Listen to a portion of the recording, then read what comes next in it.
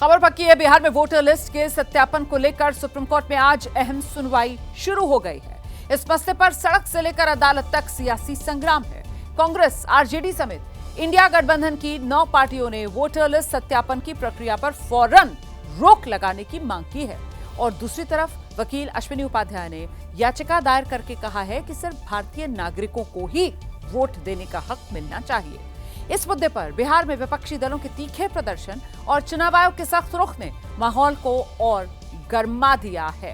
तो बड़ी खबर इस वक्त की आपको बता दें, सुप्रीम कोर्ट में ये मामला आ चुका है, सुनवाई शुरू हो गई है, ये जानकारी सामने आई है। सोमवार को याचिका अदालत के सामने पहुंची थी और अदालत ने आज 10 जुलाई दिन गुरुवार तय किया था इस मामले में सुनवाई के लिए। तो बिहार में वोटिंग लिस्ट के सत्यापन का मामला जो special intensive revision voter list में है, चुनाव आयोग की तरफ से जो फैसला लिया गया है उसी के खिलाफ बिहार के राजनीतिक दल, इसके अलावा एडीआर, टीएमसी सांसद महुआ मोइत्रा, अलग अलग याचिकाएं हैं जो सुप्रीम कोर्ट में पहुंची हुई हैं और वो सीधे सीधे इस वोटर लिस्ट में जो रिवीजन का फैसला चुनाव आयोग का है उस पर फिलहाल रोक की मांग कर रही हैं। ज्यादातर याचिकाओं में आधार ये बनाया गया है कि इतने कम समय में, क्योंकि महज 3 महीने बाद ही बिहार में विधानसभा चुनाव होने हैं, इतने कम समय में ये प्रक्रिया सही तरीके से पूरी नहीं हो पाएगी और नागरिकों का जो वोट देने का अधिकार है वो प्रभावित होगा, इसीलिए फिलहाल इसे रोका जाए। अदालत की तरफ से इस मामले में चुनाव आयोग से जवाब देने को कहा गया था। चुनाव आयोग का जवाब आज अदालत में क्या सामने आएगा, इस पर भी हमारी नजर है। अदालत का इस पूरे मामले पर क्या रुख रहता है ये भी देखना होगा। फिलहाल आपको बता दें कि इससे पहले बिहार के अंदर ये जो वोटर लिस्ट रिवीजन किया गया था वो 2003 में जब किया गया था तब ये पूरी प्रक्रिया 31 दिन के भीतर मुकम्मल कर ली गई थी। ऐसे में यकीनन ये एक बड़ा तर्क होगा जो चुनाव आयोग की तरफ से दिया जाएगा। इसके अलावा बिहार में जो कुल वोटर्स की संख्या है वो करीब 7 करोड़ 96 लाख है और उसमें से करीब 50% के आसपास जो फॉर्म्स हैं वो अब तक आ चुके हैं। 25 जुलाई तक समय सीमा है, तो यकीनन ये आंकड़ा जो है वो भी चुनाव आयोग की तरफ से अपनी एक दलील के तौर पर अदालत के सामने रखा जाएगा, क्योंकि मुख्य तौर पर तो यही आधार विरोध का जो याचिकाएं लगी हैं उनमें किया जा रहा है कि कम समय है, इतनी जल्दी कैसे हो पाएगा, ये तो एक लंबा प्रोसेस होता है। तो अब देखना ये होगा कि 2 जजों की बेंच इस मामले में जब सुनवाई करेगी तो फिर किस तरीके से दोनों पक्षों की तरफ से दलीलें सामने आएंगी। सीधे आपको लेकर चलेंगे, हमारे साथ हमारे सहयोगी अंकित गुप्ता इस वक्त मौजूद हैं। जरा अंकित से जानते हैं, अंकित सुनवाई शुरू हो गई है क्या? बिल्कुल, सुनवाई शुरू हो गई, मामले की सुनवाई शुरू हो गई है और सबसे पहले चुनाव आयोग के वकील ने कहा है कि इस मामले में जितनी याचिकाएं दायर हुई हैं सबकी कॉपी नहीं मिली है, क्योंकि जब मामले की पिछली सुनवाई हुई थी तो सुप्रीम कोर्ट ने तमाम याचिकाकर्ताओं से कहा था कि आप चुनाव आयोग को अपनी याचिका की जो है कॉपी दे दीजिए, जिससे कि जब अगली सुनवाई हो तो चुनाव आयोग का पक्ष सामने आ सके। लेकिन चुनाव आयोग के वकील ने सुनवाई शुरू होते ही कहा कि इस मामले में जितनी भी याचिकाएं दायर हुई हैं उन सबकी कॉपी नहीं मिली है। ऐसे में चुनाव आयोग के पास में अधूरी जानकारी है कि आखिर सुप्रीम कोर्ट से मांग क्या क्या की गई है। और रोमाना यह भी बताना जरूरी है कि ऐसा चुनाव आयोग क्यों कह रहा है। उसकी वजह यह है कि जब पिछली सुनवाई हुई थी उसके बाद में भी सुप्रीम कोर्ट में आधा दर्जन के आसपास याचिकाएं पहुंच चुकी हैं और इसी वजह से चुनाव आयोग का यह तर्क कि जब हमको पता ही नहीं है कि आखिर मांगा क्या जा रहा है तो हम अपना जवाब कैसे देंगे। इस सबके बीच में जो वकील जो है याचिकाकर्ता के वकील हैं गोपाल शंकर नारायण, वरिष्ठ वकील हैं, उनका यह कहना है कि कानून में वोटर लिस्ट रिवीजन का प्रावधान तो जरूर है, वो संक्षिप्त भी हो सकता है और पूरी लिस्ट को नए सिरे से भी बनाया जा सकता है, लेकिन अब वो उसमें क्या फैसला लेना है वो तर्कसंगत होना चाहिए। और अब क्या कहा जा रहा है, यह कहा जा रहा है कि इन्होंने नया शब्द निकाला है, स्पेशल इंटेंसिव रिवीजन यानी SIR। ये कहते हैं कि 2003 में भी यही किया गया था, लेकिन तब वोटरों की संख्या कम थी। अब 7 करोड़ से ज्यादा मतदाता हैं और अगर हम आधिकारिक आंकड़े की बात करें तो 7 करोड़ 90 लाख मतदाता हैं और इस हिसाब से पूरी प्रक्रिया को तेज गति से किया जा रहा है। यानी कि अब जो है ये बताया जा रहा है सुप्रीम कोर्ट को कि देखिए चुनाव आयोग कह रहा है कि 2002-03 में भी किया था उस दौरान, लेकिन जो मतदाता थे वो थे 4 करोड़ 96 लाख, लेकिन आज की तारीख में कितने हैं? 7 करोड़ 90 लाख। और चुनाव आयोग ये कह रहा है कि हम इसको तेजी से काम को कर रहे हैं, लेकिन उसमें भी क्या जो प्रक्रिया है वो सही तरीके से हो रही है या नहीं हो रही है, इन तमाम चीजों पर बहस शुरू हो चुकी है। जी ऐसे में अभी जो तर्क है वो सिर्फ और सिर्फ चुनाव आयोग के वकील की तरफ से ही रखे जा रहे हैं, वही अपनी बात रख रहे हैं। अभी का अपडेट क्या है? जी नहीं, अभी जो इस मामले में याचिकाकर्ता हैं जिन्होंने चुनाव आयोग के खिलाफ याचिका दायर की है, उनके वकील ये बोल रहे हैं। और अब उन्होंने क्या कहा है? उन्होंने कहा है कि 11 दस्तावेज स्वीकार किए जा रहे हैं, आधार और वोटर आईडी कार्ड को भी स्वीकार नहीं किया जा रहा, पूरी प्रक्रिया मनमाने तरीके से चल रही है। तो वो ये बता रहे हैं कि देखिए 11 दस्तावेजों की सूची जो दी गई है उसमें आधार कार्ड नहीं है, वोटर आईडी कार्ड नहीं है, उसमें राशन कार्ड नहीं है, और इस प्रक्रिया को मनमाना प्रक्रिया बता रहे हैं। हालांकि चुनाव आयोग इससे पहले जब जो हमने उनसे बातचीत की, चुनाव आयोग का पक्ष जाना है, तो उनका यह कहना है कि आधार सिर्फ एक पहचान पत्र है, उससे आपकी नागरिकता सिद्ध नहीं होती। और देश का संविधान का अनुच्छेद 326 कहता है कि मतदाता वही हो सकता है जो कि देश का नागरिक हो। तो ऐसे में आधार को स्वीकार नहीं किया जा रहा। लेकिन जो वकील है सुप्रीम कोर्ट में, जो याचिकाकर्ता के वकील हैं, वो यही बता रहे हैं कि आधार, वोटर आईडी कार्ड और राशन कार्ड को भी आप स्वीकार नहीं कर रहे हैं, और इसी वजह से इस प्रक्रिया को मनमाना शब्द का इस्तेमाल किया है, मनमाना प्रक्रिया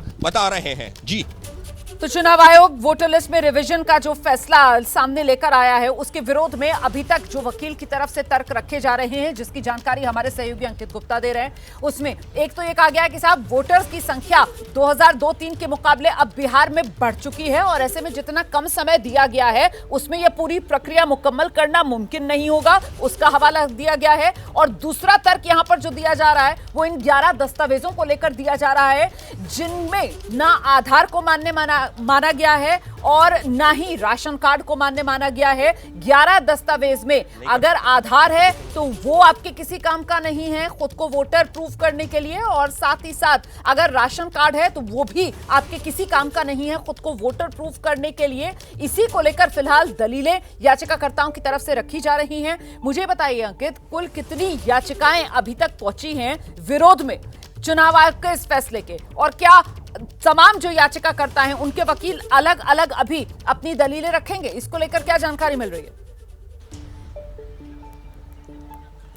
जी, फिलहाल अभी जो याचिकाएं जो यहाँ पर पहुंची है, जैसे हमको जानकारी मिली है कि करीबन 1 दर्जन याचिकाएं पहुंची हैं, जिसमें से 1-2 याचिकाएं ऐसी हैं जो एक तरीके से चुनाव आयोग के समर्थन में या कि उनकी प्रक्रिया का समर्थन कर रही हैं।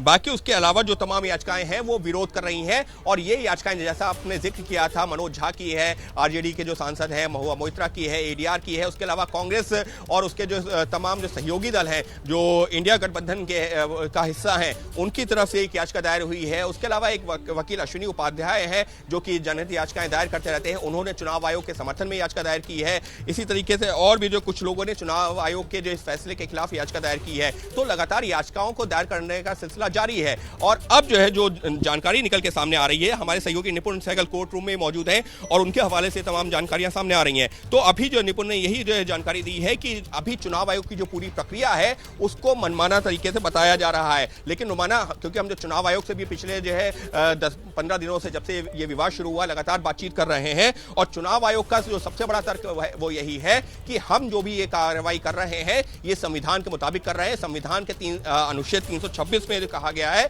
कि जो प्रक्रिया है, मतदाता, देश का मतदाता वही व्यक्ति हो सकता है जो देश का नागरिक हो, और अगर कोई व्यक्ति देश का नागरिक ही नहीं है तो फिर हम उसको मतदाता कैसे कर सकते हैं? अगर पहले कोई त्रुटियां हुई थी तो यहां पर उसका सत्यापन करना जरूरी है, उसको जो दूर करना जरूरी है। लेकिन नुमाना, हम लोग पिछले कई दिनों से चर्चा भी कर रहे हैं, चुनाव आयोग पे जब असदुद्दीन ओवैसी गए थे या फिर जो ऑपोजिशन पार्टीज का जो डेलीगेशन गया था, तब भी हमने इस मुद्दे पर चर्चा की थी। उनका क्या तर्क है? कल जब मैं बिहार में था, पटना में था, तब भी राहुल गांधी, तेजस्वी यादव समेत नेता क्या कह रहे थे? उनका यह कहना है कि प्रक्रिया जो 2002-03 में हुई थी, उस दौरान क्या हुआ था, जो विधानसभा चुनाव होने थे 2005 में, उससे करीबन 3 साल पहले प्रक्रिया हुई थी। इस बार क्या हो रहा है?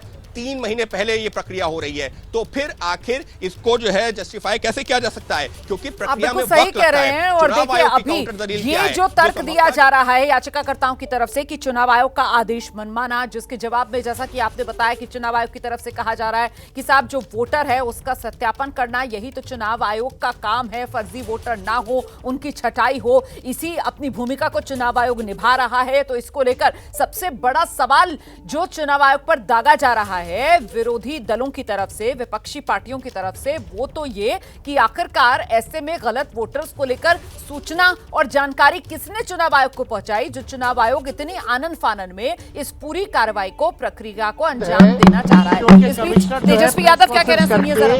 सारी बात को क्लैरिफाई क्यों नहीं करते? क्यों कंफ्यूजन पैदा कर रखा? किस बात का ईगो है चुनाव आयोग को? ये तो लग रहा है कि बीजेपी के जो पार्टी का सेल है उस हिसाब से चुनाव आयोग जो है काम कर रहा है। चुनाव आयोग पर बड़ा हमला तेजस्वी यादव की तरफ से बोला गया है। तेजस्वी यादव कह रहे हैं चुनाव आयोग, ऐसा लग रहा है बीजेपी एक पार्टी के सेल के तौर पर काम कर रहा है। चुनाव आयोग को काहे का अहंकार, ये सवाल तेजस्वी यादव की तरफ से पूछा जा रहा है। चुनाव आयोग सामने आकर पारदर्शिता क्यों नहीं लेकर आता और पूरी प्रक्रिया के बारे में विस्तार से क्यों नहीं बताता, ये तेजस्वी यादव की तरफ से सवाल दागा गया है। और ये वो सवाल हैं जो लगातार विपक्षी पार्टियों की तरफ से दागे गए हैं, जिसको लेकर चुनाव आयोग की तरफ से बार बार इस बात को दोहराया गया है कि पूरी पारदर्शिता बरती गई है, कहीं कोई कंफ्यूजन है नहीं। कंफ्यूजन फैलाने का काम सिर्फ और सिर्फ कुछ राजनीतिक दल अपने सियासी फायदे के लिए कर रहे हैं। तो दोनों के अपने अपने तर्क हैं और फिलहाल ये लड़ाई जो है वो देश की सबसे बड़ी अदालत के सामने पहुंच चुकी है, जहां सुप्रीम कोर्ट में इस मामले पर सुनवाई चल रही है। फिलहाल आपको बता दें अभी जो तर्क दिए जा रहे हैं, सीधे अंकित गुप्ता के पास आपको लेकर चलेंगे और जानेंगे अंकित से क्या अपडेट मिल रहा है। अंकित, रोमाना, अभी भी जो है वो प्रक्रिया जारी है और जो याचिकाकर्ता के वकील हैं वो दलील क्या दे रहे हैं, वो ये कह रहे हैं कि 2003 के जो आप वोटर लिस्ट का हवाला दे रहे हैं, क्योंकि चुनाव आयोग ने क्या कहा कि 2003 की जो वोटर लिस्ट है उसमें जो 4,96,00,000 लोगों के नाम थे, अगर जो है उनसे जुड़ा हुआ कोई भी व्यक्ति, वो या तो वो खुद या उनके परिवार का कोई व्यक्ति अगर ये कहता है कि हाँ मेरे जो है माता पिता का नाम 2003 की वोटर लिस्ट में था, या वो खुद व्यक्ति कहता है कि हाँ मेरा नाम 2003 की वोटर लिस्ट में था, तो उसको जो दस्तावेज नहीं देने होंगे, उसका सत्यापन ऐसे ही हो जाएगा।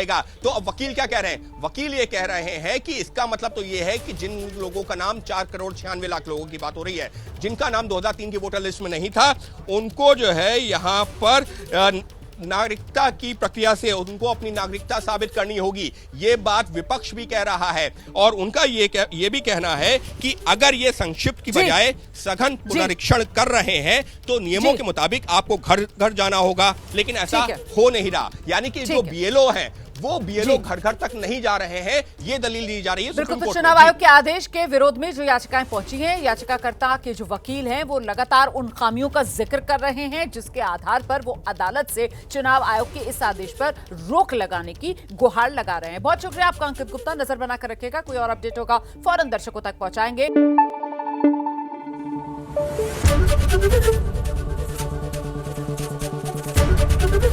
एबीपी न्यूज आपको रखे आगे।